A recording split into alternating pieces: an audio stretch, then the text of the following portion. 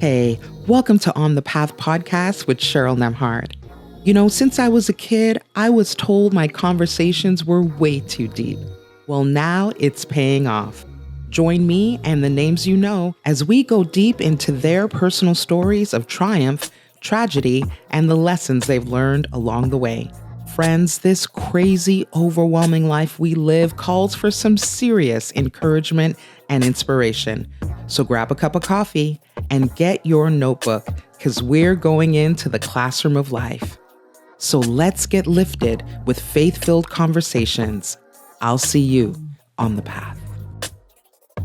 Watch in Canada on Yes TV and the Yes TV app, or watch on Roku, Apple TV, Amazon Fire, Pioneer Network, Faith TV, and more in the US. Also watch and subscribe on our YouTube channel. Hey guys, welcome to another episode of On the Path. I'm so excited, as I always say, to have you with me. With us, we are in the classroom of life, and we are learning from some of the best teachers as they share from their gifts, their talents, their life experiences. And boy, do we have a teacher of teachers today, a storyteller, if you will. I have been waiting many seasons for this interview, and I've worked my way up. And I think, guys, I've got the cream of the crop in the building. We've got the one and only Dallas Jenkins. Would you please give it On the Path welcome to Dallas? Oh, thank you. Sit down. Everyone sit down. It's okay. Dallas, what a joy it is to have you in the building. I mean, your name is synonymous now, obviously, you know, with the global phenomenon that is The Chosen. But today we get to have a very special discussion about one of your latest films, which is called The Best Christmas Pageant Ever, which I just found out, guys, was taped in Canada. It was filmed in Winnipeg, Manitoba. How was that for you? It was great. I'm actually, I went to college in Minnesota. That's where I met my wife. So I can handle cold weather, and I grew up in Chicago. So I'm pretty good, but I live in Texas now. And so when I came up to Winnipeg to film, I was like, okay, all right, they're going to put me to the test, and I'm going to try to hang. It was challenging. The weather was other level, but I actually really enjoyed being in Canada. You are a different breed of people for sure than your neighbors below, but it really was lovely, and great crew, great cast, and I'm really proud of the fact that the film was made there, because it was a wonderful experience. And I'm really looking forward to Canadians seeing it as well, because I do think they'll recognize the cold, and they'll recognize the Christmas spirit. And so yeah, it was a blast. Listen, I always say, especially to those in the faith community, Canadian winters will test your faith. Yes. Yeah. I had to pray a few times to get through it. It was a God, why do you allow these kinds of trials and tribulations? But, and what's funny is, here's the thing about Canadians that's so funny is I said, it's not just the accent that's different, but it's the way of talking. Everything is kind of the same. They could be talking about, oh yeah, you know, last night our team won the national title. I've never been so excited in my life. We were just thrilled with joy. Or like, I had a horrible tragedy. It was just depressing. I've never been so sad. And I'm like, I can't tell until you get to the end of the sentence what your emotion may or may not be. And it's the same thing with a cold, like, oh yeah, it'll be really cold. Yeah, if you're not careful, you could die. And I'm like, okay, I'm glad I kept listening through the whole sentence, because I might not have otherwise taken you seriously. So that's good. I can't. I'm dying over here, people. It is so true. It is so true. Goodness, Dallas. Well, now you are officially Canadian. We have welcomed you into our northern shores. Yeah. Listen, I, you know, as a filmmaker, and someone who is called to just this whole platform of media and storytelling, I want to have you introduce yourself, maybe to the rare few that don't know you. If your life was a movie, Dallas, what would you name it and why? Oh, wow. I have never been asked that before. Well, I don't know that I could come up with a good title right now. I will say that it would have to, I would hope it would include the word storyteller. I think ultimately that's what I feel called to do. And so, you know, maybe the storyteller, but that's such a obnoxious title because the word "the" implies like I'm the storyteller, which I am not. And most of the time I'm borrowing from the greatest storyteller of all time, which is Jesus. But I just realized fairly early on that, I'm not an actor. I'm not a dancer. I love the arts. I love comedy. I'm a huge stand-up comedy buff, but I'm not a stand-up comedian. Like, I tell stories. I think I can do that. And I think I'm fairly good at telling stories visually. Now, I wasn't always, and I still have a long way to go, but I feel like that's when I'm at my most, I think I'm in my lane the most in media, is just simply telling stories, whatever that looks like. And so, I also think that the story of my life actually follows what it would call good storytelling, meaning, it was 7 years ago that I experienced a huge failure. My career had been going okay, and it started to rise a little bit. And then I had a big opportunity and it completely bombed and failed. And I was in that end of Act 2 moment that you see in a movie, what we call the dark night of the soul, where I was like, I don't think maybe I was wrong. Maybe I wasn't called to this. Maybe this isn't the right business for me, the right calling for me. And I gave it all up and surrendered and said to God, I am genuinely willing to not make another movie or television show if that's what you want. I just want to be in your will. I just want to do what you want. And I think that's when he said, now you're ready for The Chosen. And I gave up my desire for success. The Academy Award speeches I practiced in the mirror for 20 years. All the fame and the top 5 at the box office hopes that I'd had, all of those things, I just stopped caring. And I really, truly stopped caring. And now, ironically enough, that's happening with The Chosen, and that by all objective measures, The Chosen is extraordinarily successful from how you'd normally define success. I genuinely don't care. All I care about is I want to tell a story that somebody somewhere in the world is going to be moved by and moved to maybe take action or surrender as well or learn something. And so I know that's not. I know you just asked for the title of the movie. And I didn't love give you it. One, but I love it. That's the pitch for the movie. No, that's so good. And we're going to get to this film, this incredible film, the best Christmas pageant ever. But you just said something. We're going off script because you're so good for it. I know. You're talking about surrender, right? Easy to say, hard to do. How has surrender played a big role in your life? It sounds like it's played a huge one. Yeah, and I think we've come up with the title of the movie, Surrender. Yeah, Surrender, the Dallas Jenkins story. I believe 100%, in fact, I would say I know, that all true life change or success, as how I think success should be defined, must be preceded by surrender. And you can have success in some ways by how the world would define it. You can have some financial success by being obsessive, by being just completely focused on a goal. And that can happen.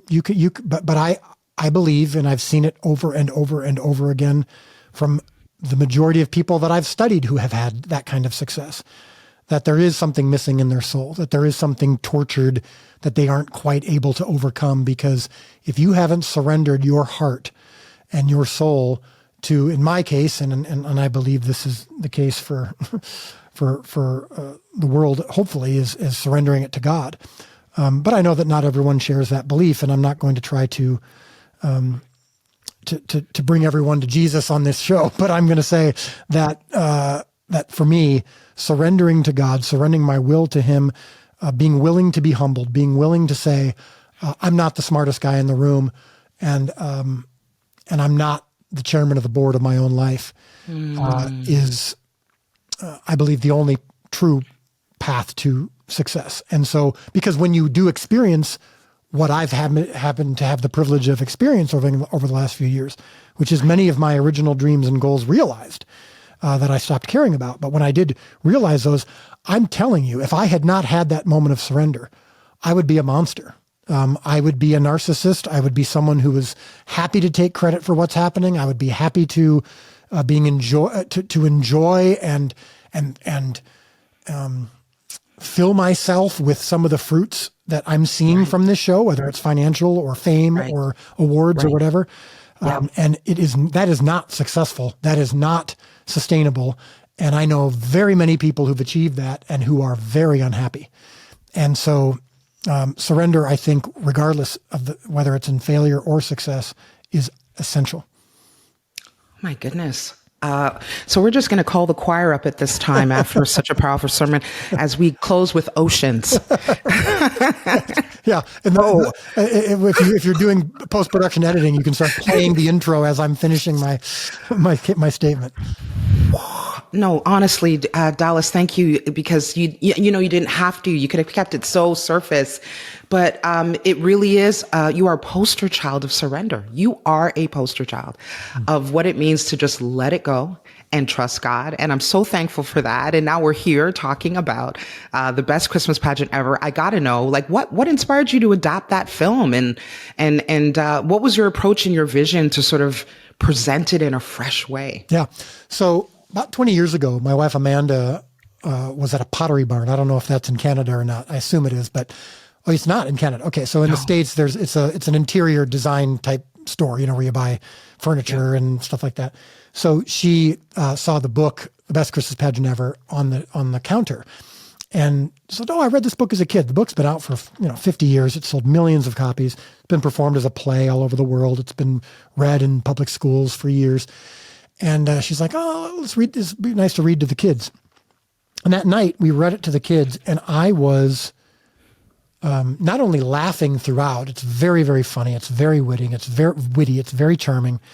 But I get to the end, and I am weeping. I mean, I'm telling you, I can't read, and I'm trying to read, and I'm just crying. And Amanda's like, "All right, let me do it." And she starts to read. She's crying.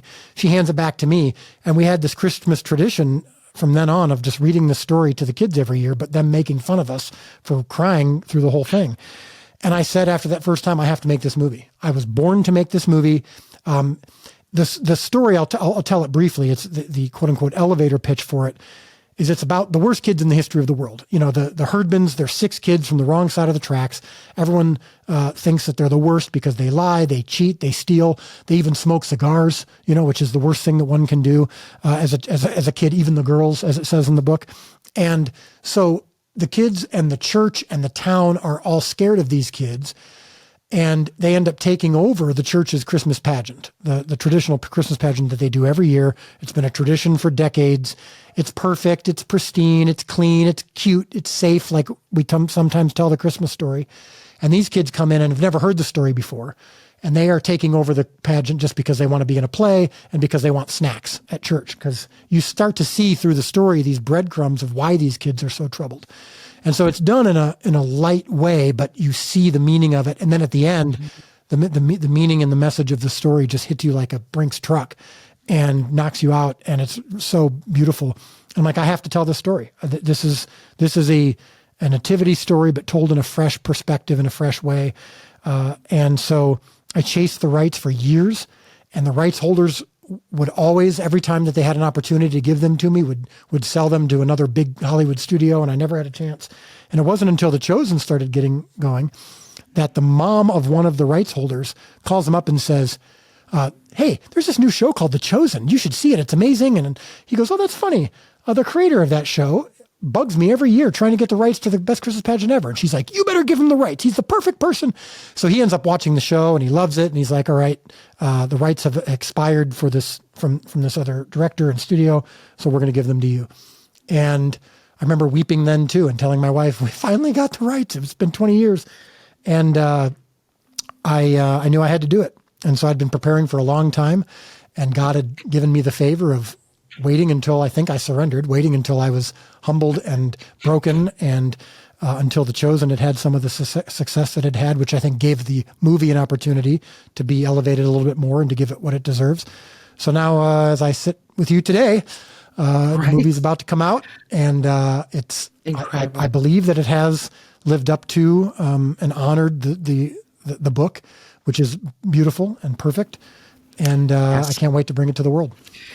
It most certainly has. I had a chance to watch it over the weekend, and it was deeply, deeply moving, I have to say. And just to you, God's timing is always perfect, right? Like amen and amen. Yes. I'm thinking about that film right now, and some beautiful themes coming through for me of acceptance, kindness, community. How did you ensure those themes really came to the forefront? And what do you hope audiences take away from the film? Well, there's two things happening in this story. So one is, right away that the Herdmans need community. They need God. They need this story, the nativity story that they haven't heard before, and the message of it. But the way that the church traditionally does it, this kind of safe, suburban, clean, kind of presented, reverent way that we often tell this story, can sometimes miss the point of it, and can sometimes also miss the truth of it, which is that Mary and Joseph were outsiders. They were in poverty. Jesus did not come as a triumphant king. He came as a humble servant. He was born and we know that, but he was born in a stable with animals surrounding him in a very unclean, untraditional environment. And the Herdmans, actually, because of their poverty and because of their outsider status, are actually closer to the heart of the story. So we know what they need. But what we sometimes miss out on, what I think this movie, which is based on the book, communicates, I think, successfully, is maybe the church needed them too, that the church needed their reminders of it. And you said you watched the movie this weekend. I think that comes through very strongly, which is they hadn't really seen the nativity before. They'd seen it, but they hadn't. And it wasn't until these poor, outsider, troubled kids presented it in that fresh way. They didn't change it. They didn't change the story. They actually revealed it, I think, more clearly than ever. And when you get to the end of the movie, you're like, oh my goodness, it's a gut punch, but in the best way, I think, if it lives up to the book. And so that's what I hope we take away from it. If you're a believer, if you're someone who's heard this story hundreds of times, the Herdmans are going to give you a fresh perspective on it that's going to really illuminate it for you. And if you're someone who's troubled, if you're an outsider, if you're a non-believer, maybe for you it's just a fun Christmas comedy, right? A mainstream Christmas comedy. But I can't imagine you're going to be able to watch this movie without coming away going, there's something about that story that is special, and about the nativity story and Emmanuel, God with us, that maybe I want to check out. Maybe I want to consider. Yeah. Oh, so good. Dallas, I wonder, as a director, what's your process for working with actors, especially young actors? How do you get them to sort of like capture the essence of what you want, convey the message? And how do you work with young actors? I'm just so curious. Yeah. So there's one thing that applies to all actors of any age. And I'm not exaggerating when I say this. I would say that at least 60 to 70% of acting comes from comfort and confidence. When you see a bad performance, a lot of times the actor, sometimes they're just not skilled and they don't have any experience. But for experienced actors or people who've done the work to try to get better at their craft, if they're distracted, if they're uncomfortable, if they're nervous, if they're not confident, which is actually true of a lot of actors. A lot of actors, one of the things that makes them good at their job is they're vulnerable. And vulnerability sometimes comes from a lack of arrogance. And a lot of them are, I love them, and but they're needy. They're sometimes emotionally unstable a little bit. You got to get them comfortable. They got to be willing to be vulnerable, willing to fail, willing to be honest, to tell the truth, because that's ultimately what you're going for. Even in a comedy, even in a melodrama, even in something that isn't quote unquote realistic in the story itself, like something that takes place in space or whatever. It's not realistic, but you're still wanting to capture honest truth and honest emotion. And the only way we're honest is if we're comfortable doing so. Now, what's true about kids is that it's in many ways harder to get them to get out of the performance and the thing that their parents maybe have practiced with them, and to just get them to be comfortable and relaxed, and they can be easily distracted. And so my process on set is to just really, really strive for comfort and confidence. And I think most actors who've worked with me will tell you, for better or worse, strengths or weaknesses, they'll say, yeah, Dallas made me feel comfortable. And so the kids on this movie, because there's a lot of them, and it was challenging for sure to try to direct 15 kids at once, and you've got limited time because of, appropriate child labor laws. And so you're trying to move quick. You're trying to get them to stand where they're supposed to stand. You're trying to get them to memorize their lines. You're trying, which for kids is actually easier than adults, but you're trying to get them to just deliver something truthful in the midst of all these distractions.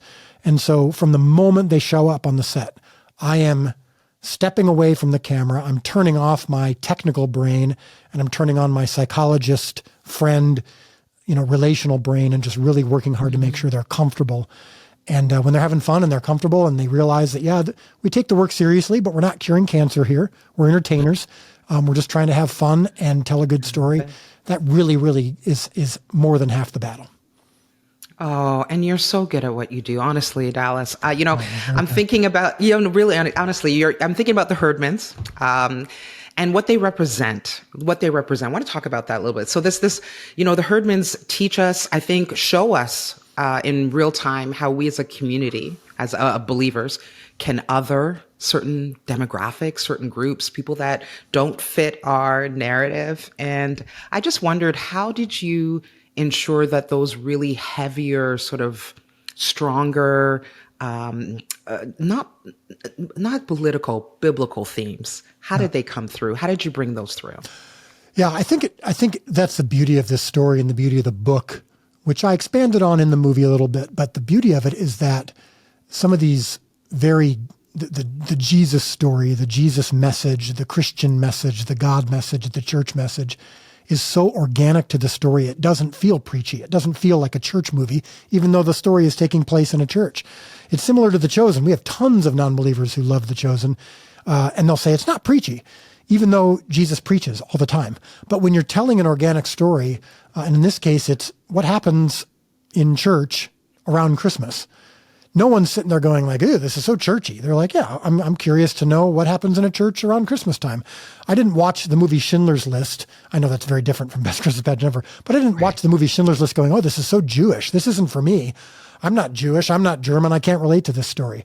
My Big Fat Greek Wedding, Bend It Like Beckham, any of these stories that even as a white person watching a movie about a black family or a story that's from a different race, I'm not sitting there going, oh, this isn't for me. I can't relate to this at all. I'm like, this is hopefully a movie that's even about a different race or ethnicity or demographic or whatever, has universal themes, because we are all human beings. I don't want to sound like a preacher here, but it's obviously true. We're all human beings. All of us, regardless of our faith, our ethnicity or whatever, we cry, we laugh, we have relationships, we have pain, we have joy, all of those things. And so the key is that even in a movie like this, that's set in a church, and someone watching it might not be a churchgoer. They are going to be intrigued by a world that maybe they're not naturally a part of, but that they can see in themselves the same themes and the same universal struggles or victories that we all have. So when we infuse into this story Jesus moments, God moments, church moments, they don't feel like they're crowbarred in out of place. That's what I think bothers non-believers about some faith movies, is that you'll be telling a normal story, and then all of a sudden, out of the blue, unearned, some salvation message or something comes in, and you're like, where'd that come from? That didn't even feel natural. It didn't even feel true. Well, in this story, it's a natural, organic part of it. And so you can come away from this story just thinking, okay, I'm not a churchgoer, I'm not a believer, but that was an interesting, fun, moving story. And that's fine. That's between God and you. But I do believe that many people come away going, wow, there's something there that I hadn't necessarily considered. And maybe I've had similar church hurt. Maybe I've been a visitor at a church or an outsider, or not a church, whatever it is. I think a lot of people can relate to being an other. And that's true of everybody. I mean, even in the States, as a white male, I have at times been in circumstances where I have been an other, and everyone's been there at some point. Now, I can't maybe relate to it as often as someone else can, but I've been there, and everyone has that moment. And I think this movie really captures that element. And because of that, you feel safe as the viewer, trusting that when the story gets to the climactic moment, it doesn't feel like I was trying to trick you into some sort of message that you didn't come to a movie to see. It's like, yeah, this is a natural, organic story. And I think you can identify both with an outsider, and I think you can also identify with someone who has judged an outsider. And this movie celebrates, I think, our sameness if that makes sense. Oh, I love that. Oh, I love that. Our sameness. Yes, we are definitely celebrating that. And I think Christmas does that for all of us. There's something very common and very universal about it that we all share. There's a warmth that we share at that time. Yeah. Listen, I have been waiting 2 seasons to ask you this question that I'm about to ask you. I've been waiting. All right. So we've been speaking about the global phenomenon that is The Chosen. We've got to bring it in because it is literally the launching point. I love the divine timing of how you got into this new piece, but also you talked about how it shaped you, Dallas, just as a person. This whole project has changed you as a person. And I've had the privilege to have quite a few of your cast members on the show as guests. I've been speaking with Paras Patel, who plays Matthew, George Xanthus, who plays John, Luke Dimian, who plays Judas, Yasmin, who plays Ramah. I hung out with my girl, Amber Shayna Williams, who plays Tamar. We got to hang out even after that. Demetrius Troy, who plays Lazarus, one of my favorites, Catherine Lidstone, who plays Mary, quite a few. So you were the missing piece to this puzzle. And I asked them all the same question. I can provide the clips for proof if you need. I believe you. What are your thoughts on Dallas Jenkins? And what was interesting is that they said many different things. They think you're awesome, incredible, brilliant, talented. I could go on for an hour. That's just incredible. But 2 things stood out. One is, let me just get this right. You are very particular about your vision. I want to talk to you about that. You get very locked in, they said. But on the other hand, they said that you're a risk taker and that they really love that you're open to trying new ideas, new slants, approaches, angles. Like when you think about the global success of The Chosen, would you say that those are 2 big elements that really help you in your directing and taking it where it's gone? Well, thank you for sharing all of that. I didn't know that they'd said all those things. That's very kind. Yes, they did. Yeah, I think that the 2 things you mentioned are essential. Now, I'm talking about to my role in this. And I'm responsible for 5 loaves and 2 fish. Okay, that's my responsibility. I'm not responsible to feed the 5,000. I'm not responsible for the multiplication. God does that. I'm thrilled to be along for the ride.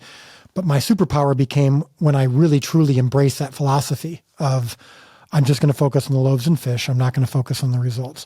So when I am making the best loaves and fish that I can, I am focused. I am particular. I do have a specific vision. I'm very rhythmic in my writing and in my ear, and so I do have. All of the actors will tell you that after the first couple takes that they do, I don't say anything beforehand. I don't come to them and go, "Here's how I want you to do it." I want to be open to how they do it. So after that first take or 2, always come to them and say, all right, this line here, this moment here, sharpen it. Make sure you stress this word, and that's what they're talking about with the particular. But I also have to be open to them bringing something to the table that I can't do because I'm not an actor. If this was only reliant on me, if I was responsible for everything in this show, it would be a massive failure because I'm not that good. So, and I'm not good at everything. So I know what I'm good at. And when it comes to that, I'm obsessive, I'm focused, I'm particular, and I know that that's my lane. But I have to be open to the thing that they're good at. And a lot of times they'll bring something to the table that I hadn't considered or seen. And that's such a great feeling to go, okay, I'm not responsible for every single thing in this project. There are people better than I am at their jobs. And so they just had an idea or a thought or an instinct. And sometimes it's the muse, sometimes it's God. Sometimes we all have something that's just downloaded. And I'm sure you've had that experience where you're like, I don't know where that came from. I mean, I do know where that came from and it wasn't me. Something felt downloaded, whether it was a segment on your show or an idea or a moment with a friend. And so I want to be open to that. But it's all going to come within the framework and the boundaries of the original vision that God gave me and the original vision that we have for the show. And the actors will acknowledge that they don't want a director who just listens to everything they say, and every time they try something new, you're just taking it because as gospel, no pun intended, because they're going to go, well, they're going to say the same thing I'm saying. They're going to be like, well, I'm not right about everything. So if he's only doing what I say or want, I don't actually feel safe. So it's this kind of inherent tension of have a vision, have a plan, be open to new things. And yeah, all of this is a risk. All of this, I mean, I'm telling the story of Jesus, especially when you're not doing a verse-by-verse reenactment of Scripture, is very risk-taking. But being willing to do that and not care what people think, again, which God took away from me several years ago, it's part of my surrender story, is I think that's what allows me to take risks, is I genuinely don't care what the comments on YouTube are going to be. And that's both the comments that say I'm a heretic who, needs to be stopped, or the comments that say I'm the greatest filmmaker who's ever lived. Neither one of those things are true. Wow. I can't be believing either of them. And when I'm writing or directing, I can't be trying to avoid one and get the other. And so I think that's what they're referring to when they talk about risk taking. Is I genuinely don't care what the response is going to be as long as I'm pleasing God. Wow, Dallas, I already called the choir. So at this point, we're going to go to the bake sale downstairs, guys. The ladies have put together, the ladies' bazaar have put together. I don't even know what to say, but you know what? I've got just a question and a half. You've been so gracious, but can I just say, not being moved by the standing ovations and not being moved by the boos. Right. We needed to hear that today. Yeah. And that is I think that's what's kept you. That's your totem. That's what's kept you grounded, centered, is that you're not moved either way. Yeah. Which I love. Yeah. And I don't take credit for everything on this show, but I will say that's the thing that I probably have been most successful at in this project. And I've hopefully imbued into the cast and crew, and they will say that too. I think they'll say if they're listing what are the values that Dallas is most obsessed with, and that's one of them is, guys, when we're on set and when we're working together, it is about this. We are not trying to please or avoid criticism from the crowd. We are trying to best serve God and this project, and that if I ever lose sight of that, if I ever start to change from that. May God have mercy on my soul, and I think there's going to be a lot of people in my life who will see it and correct it, because I do think it's one of the essential things about my role in this is that I've remained surrendered. And I'm not saying that from an arrogant perspective. I have a very good wife who keeps me in that place too. But I think that's going to have to be the siren song from 5 years ago to the end of this. As long as God allows me to tell these stories, is surrender and truly. Not as the Bible refers to it as the fear of man, and if you fear man more than you fear God, it is a death knell, regardless of how successful you are. That's right. You will never be truly free if you care more about what people think than what God thinks. It's a discipline. It's a habit. It took me some time to change my ways, and every time I was tempted to humble brag or to get credit for something or to seek money or fame or success, just replace that with Scripture. But over time, you can really change your heart. Wow. Dallas, I almost have to call you by your full govy right now. Dallas Jenkins, you have been so transparent in this moment. And I wonder if we could just, in our last kind of question and a half, go a little deeper. Dallas, talk to me about the weight, the tremendous weight of being a carrier of this vision. It's not a question. You gave it to me. The success of it, God just blessing and blessing and blessing, which is like hip hop hooray. But talk to me about the weight of carrying that, almost a pressure to outdo each season, to not drop the ball, the pressure for future projects, everyone wanting the same sort of huge success of it. I think we celebrate you, but I don't think we're catching how this could also be something hard to navigate. Oh, that's really kind and intuitive. So I do fairly well with part of your question, which is the topping the previous season or living up to things. I genuinely don't think about that. I genuinely don't think about the pressure of living up to the quality level or anything like that. I'm fairly good at living in the moment there and just doing my best and all of that. Where this is weighty is we've gotten to a place where everything I say is scrutinized. I used to be free to just have fun on social media and make a comment on something and even have on posts that have nothing to do with anything, just someone does a political post or someone does a sports post or a pop culture post, and I can make a joke or I can be sarcastic, and I'll do that now, and I'll check back, or it'll come up on my feed again. And I'll see there was, 200 comments, and some of them were offended because they're like, you should, Dallas should be focused on his, calling from God, and as if these people have any say, or as if it's their business what I'm doing with all of my time. And I don't care in a vacuum about what they think of me. It's more just like, okay, am I drawing attention towards the wrong thing? I want to make sure I'm not in the way. I want to make sure that I'm pointing people to Jesus, that I'm pointing people to this story. And what got us to this point included me telling my story, and included me being a big part of this. My partner, Daryl Eves, when we first launched this project, said, we're going to put you out there. It's influencer marketing, meaning you're going to be the face of this. And that's worked. And I don't regret it, but it then does present this new problem of, oh my goodness, well, I have to bring people in, and then I have to not get in the way. So that's been a heavy weight to make sure that that my humanness, my flawed sinfulness, isn't hidden, because it's part of the story. I mean, I'm not trying to be perfect, and I tell people that, but I want to make sure that it doesn't distract or get in the way. And then the other thing is my family, man. I mean, I've just like my kids have, my wife will tell you, this last year has been the hardest year of our lives by far. Wow. Medical emergencies, chronic illness, emotional struggles in our family.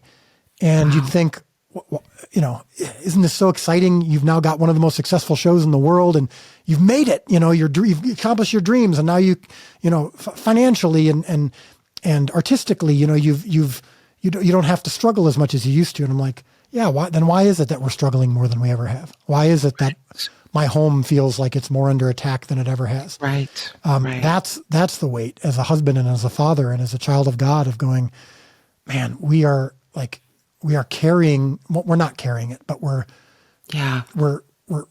trying to make sure that we're right with God so that he can carry it. But I am the leader. I am in charge here on earth of this thing that has grown so big we can't even keep up with it. You sit under the weight of it. Yeah. And so what helps lift the weight, besides God, of course, is the stories of impact.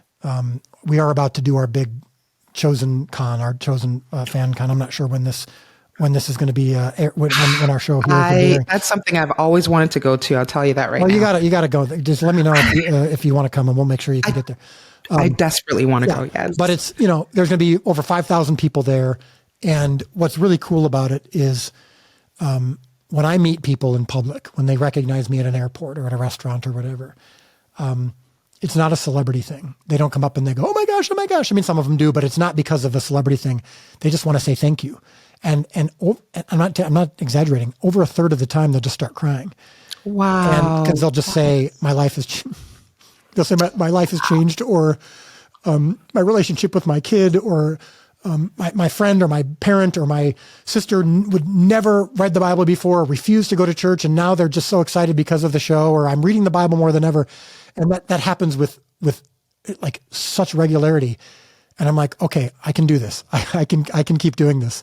And that is what, I just watched a video, like a little cell phone video of a prisoner in Ecuador on a dirt floor with another guy sitting up on a cot, and the camera starts on this TV screen that's crudely wired together with all these cords on a dirt wall. It's just gross, and it's showing the end of episode 1 of season 1, and the iPhone pans over to this guy on the floor in Ecuador, and he's in a prisoner, and he's hearing it in his native language, and he kind of looks up at the iPhone, and he rubs his arm, like, because it shows his goosebumps. And I'm like, man, I'll do this as long as you want. I will take any arrow as long as you want, because this is what's carrying it. And so I can't really complain. And so you asked the question, and it's not a complaint. It's just the truth, but it is the privilege of a lifetime, because we do get a chance to see firsthand this impact. And so that makes some of these things tolerable, but they're still hard. And that's just the truth of it. Dallas, I have no words. I look at your life, and The only thing that I see splashed across it, that you have lived out so well, is to whom much is given, much is required. And you have been so faithful in what has been given and so humble. I had no idea. I too thought and expected, because I've had so many from celebrities and whatever that word means. I didn't know what to expect. You are a missionary. Your field just looks different than the traditional. Well, that's very kind, and thank you. But yeah, thank you. I hope that, and not to bring it back to the movie, but I will say that that's one of the things I hope with the Best Christmas Pageant Ever, is that that book and making this movie and this story, and bringing the nativity to life in a fresh way. Also moves me. I mean, and I hope and pray that this movie has a similar impact that the show has had, which is Emmanuel, God with us. He became one of us. Come on. And because of that, feels what we feel and knows our struggle and our pain, and loves even the least of these, as the Bible says. Amen. And so that's who the movie's for, and that's who the show is for. And hopefully we'll get a chance to keep telling stories like that. Well, Dallas Jenkins, it has been a pleasure. We've been talking with the one and only Dallas Jenkins, obviously from The Chosen, but we have been chopping it up about the Best Christmas Pageant Ever, coming to theaters when, Dallas? November 8th. It is coming to theaters. There's some early access screenings on November 2nd. I'm not sure where those are all available, but if you want to mark your calendar, that weekend of November 8th, some point in that first weekend or week, if you can, get to the theater, and I think you're going to laugh and cry, and I can say that without arrogance, because that's what the story did for me. It's such a great story and such a great book, and I hope the movie did it justice. I think it did, and it's gonna give you, I think, an even better understanding of the Christmas story, and hopefully a very Merry Christmas, even as we talk about this well before Christmas. Jeez, I can say it is absolutely true, because we laughed and we cried. We boohoo cried. Yeah. Listen, I got a speed round. It's 15 seconds, just one word. Tea or coffee, Dallas? Oh, gosh. Tea. Cake or pie? Oh, cake all day. I did this one for you. Night shoots or morning shoots? Night shoots. I'm a night owl. I do not like early mornings. Aha. Directing or writing? Directing. Easily. My dad's the writer. I write, but that's harder. This one's going to start a war. I already know. Spielberg or Scorsese's? Oh, that if there's a war, the Scorsese side has lost and will continue to lose. It is Spielberg all day, every day. Oh, Dallas, thank you so much for being on the path. We cannot wait to see the Best Christmas Pageant Ever. And I'm just so thankful for you, praying for your success, your family. You are a joy to be with. Oh, that's very kind. So are you. Thank you. This is a wonderful conversation. Hope we do get to do it again sometime. Absolutely. Thank you for listening to On the Path podcast with Cheryl Nembhard. Please like, download, and subscribe. This has been an Exousia Media production.